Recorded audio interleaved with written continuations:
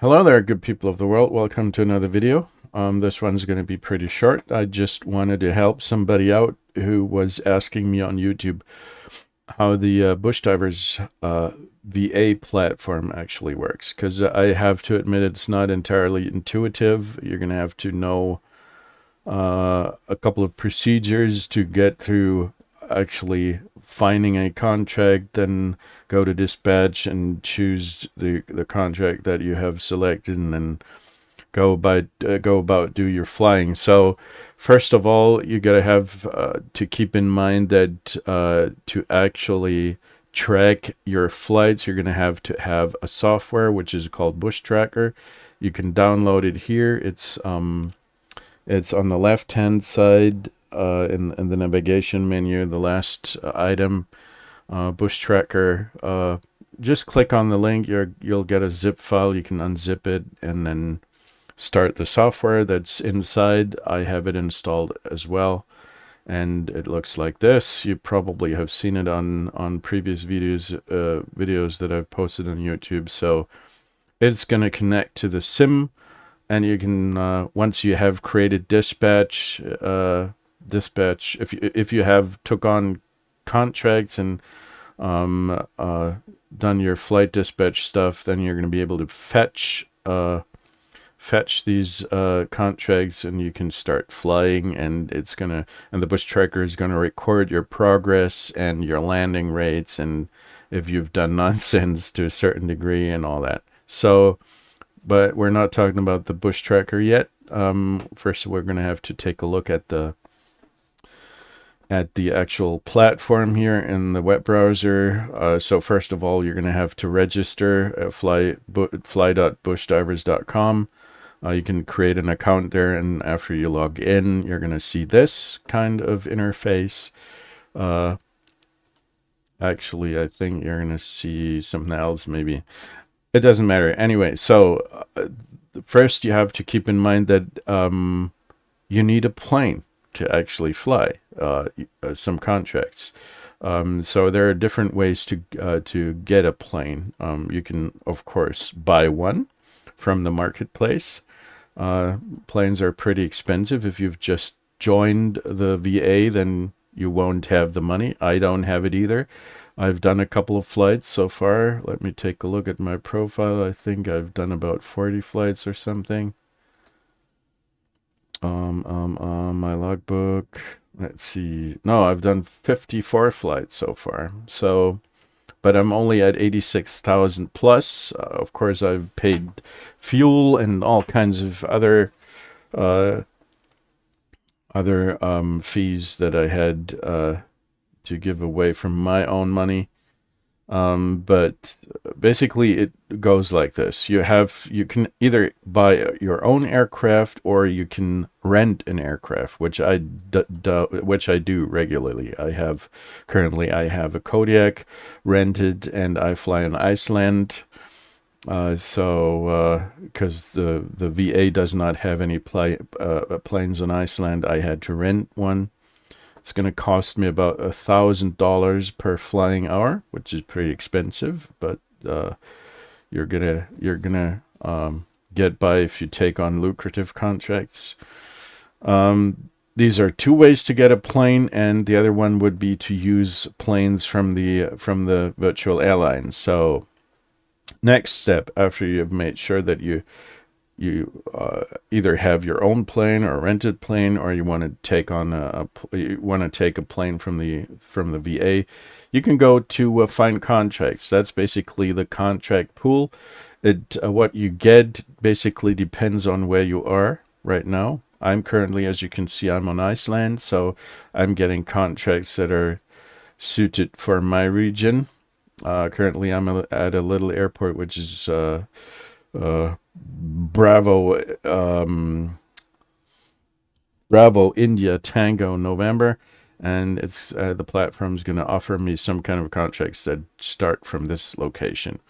But you can also go ahead and maybe, I don't know, Mount Hagen is on Papua New Guinea. This is where the VA actually has its headquarters, I think, and the hubs, most of the hubs. and then you're going to be able to take on contracts from there, if you want to do that. So what kind of contracts you can actually fulfill is another story, because it depends on what kind of plane you're flying. In case of the Kodiak, which is the plane that I prefer currently, I would not be able to fulfill this contract here entirely, because Kodiak can just ferry about 2,500 pounds of cargo one way. So I would have to split the contract into a couple of parts, or I could just take on the little part that I can do and share the rest of the contract with other people. That's also an option. But let's say I want to do this, or maybe the missionary guys here. I'd have to have 15 seats. I only have 9 in the Kodiak, so I'd have to split this mission as well. But let's just say I'm going to take on this contract, then it is going to show up. Usually, unfortunately, it's not here because I am not on Papua New Guinea. I'd have to go there by jump seat. Well, let's just do it for a second. I mean, it's going to cost some money, but it's just virtual money. So it's going to cost me about 1,700. This is, by the way, this is something that you can do. If you don't want to fly in Papua New Guinea, you can use the jump seat option and fly to some place else where you can do more business. So I'm going to purchase the ticket here. Just to be able to show what's going on. So let's go back to flight dispatch. As you can see, I am now at Mount Hagen. There are the contracts that I took on a couple of minutes ago. So here we go. There are 2 contracts available for me. Both of them I picked from the find contracts section.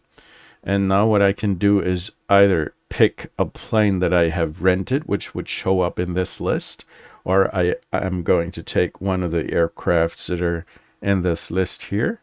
For example, this one would be available if it wasn't broken. For crying out loud. Let's take the Beechcraft King Air. So this one is available. It's going to be selected.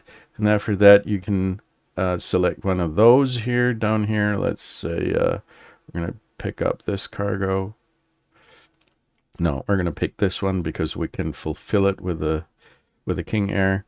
Once you've selected these 2 items, then you're going to have to enter the ICAO code for your destination. I don't really know why this is necessary, but you're going to have to do it. So click on set. And then it says you're going to go to Mendi, which is 42 miles. And then after you've done that, you could add fuel, because the system is going to track your fuel consumption. This is done using the Bush tracker. It's going to record your fuel consumption, and that doesn't necessarily have anything to do what's happening in the simulator. It's it's a separate system. So you can basically cheat if you want to. You can say in the simulator, I have 100. No, you cannot cheat. The system is actually going to check on you whether you have the right amount of fuel. Back to the platform. I'm getting a little distracted here. Back to the platform. So if you don't have enough fuel, as you can see, the Beechcraft King Air currently only has 52 gallons of fuel, which is not a whole lot. You would be able to add some fuel, and you're going to pay for it instantly. And after that, you can basically go ahead and file the dispatch, which means that the contract that you're supposed to fulfill, I can do this here. Hit file dispatch, then it is available, active dispatch, and then you can go to the Bush tracker, fetch dispatch, and it is going to show up here. And after that, I'm going to have to go into the simulator, select the right departure airport, change the fuel to the setting, to the amount of planned fuel that you can see here in the bush tracker. And you might want to be fair enough to actually enter the payload. This is an item that is not going to be checked by bush tracker. You can basically fly empty and still complete your flight, but that would be cheating. That's frowned upon. But bush tracker is not going to track that, so you can basically fly empty. The only thing that is going to be checked is your fuel amount of fuel that you have. And what else is going to be checked is your landing rate. Once you have fulfilled the contract, once you've landed at your final destination, you're going to have to turn off the engine. Then this button here will be available, which is called Submit PREP. Then you hit this button. Then your PREP, the pilot report, will be submitted to this platform again. And your flight will show up in the logbook. You're gonna get your money, which you can see here. And after you've completed the flight, you can see it in the logbook, and you're gonna get points depending which are necessary for the progression of your character, of your career. You're going to get points depending on what kind of mission you had and how well you did. So as you can see, this is bullshit. Let's pick one that makes sense. Here I've done a mission where I flew from Jornafjörður to Egilsstaðir on Iceland. I did a pretty good landing with just 81 feet per minute landing rate. I flew more than 50 nautical miles, which gave me an additional 2 points. My landing rate was good enough that I would get the full points of 5. I completed my flight. That would be 10 points, 12 points, and that is counted towards my career progression. So, and I got some money because I fulfilled the contract. So that was the money that I... now that's the money that the VA has gotten from fulfilling the contract, and you get this kind of money. That's your pilot pay. And unfortunately, I had to rent my plane because the VA doesn't own it, and I don't own one either. So I'm gonna have to pay like $600 rental. And after that, I still had like almost $2,000 worth of pay. So that is basically how this platform works. There are other things that might be of interest to you, like the finances section, where you can see how well you've done. You can actually borrow money if you want to. I don't do that. And then you can take a look at the BushDivers HQ, where all the airplanes are listed that the VA has, and the hubs. As you can see, there are a couple of hubs on Papua New Guinea and a couple of hubs here in North America, or rather Canada and Alaska, and another hub down here in New Zealand, and one hub there in Switzerland. Those are the places where the VA actually has planes stationed, I would say. They don't have one on Iceland, as you can see. There's no hub there.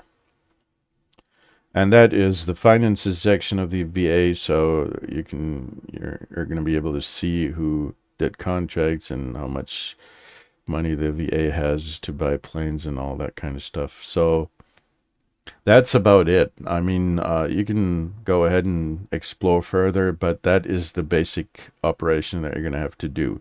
Make sure you've got a plane, then find a contract, then do a dispatch. Make sure that you fulfill the that your plane can actually do the mission because of restrictions on cargo or passenger seats and all that. You're also going to have to take into account the amount of fuel that you're gonna have to use for the flight, and that's about it. And after that, you're gonna use the flight tracker, the bush tracker. It's available for Windows, I think. So that's about it. If you've got any more questions, please do leave a comment below. I'm going to try to answer any questions that you might have. And I think there's also there's the BushDivers Discord. So in case you want to contact the creators of this platform, I think they're very supportive and helpful, and you can just go ahead and join the community there. That might actually make sense because they have lots of nice events going on, and it generally seems to be a very friendly community. So I hope that helps. If you like, I would appreciate it if you left some kind of thumbs up or anything like that. Take care. See you soon.